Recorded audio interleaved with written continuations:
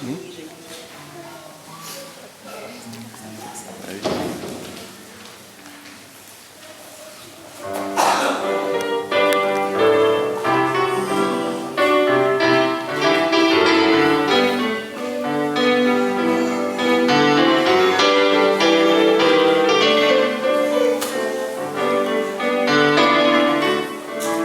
Isang dalaw sa halirain,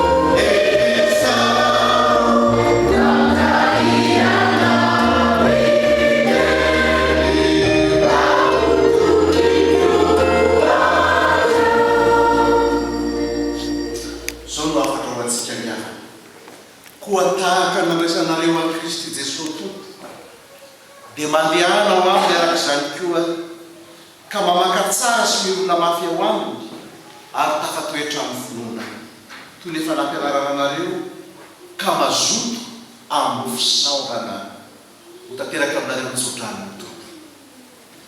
Andriamanitra ny fiadanana ane amasina anareo samy ho tanteraka famparovana avokoa amin'ny fanalana isy anareo avy ny tenanareo ho tanteraka ka tsy aratsiny afiavian'i Jesosy Kristy tompo mahatoky izay azo anareo sady izy ihany no anefizany mandehana amin'ny fiadanan'ny tompo. Amen. Voninahitra ho an'ny Ray sy ny Zanaka ary fanahy masina izay azy hatramin'ny tanoa indrindraka ho manak'izay. Amen. Mandehana ka marokoa ny tompo amin'ny fifaliana isaorana ny Andriamanitra. Maherezaka.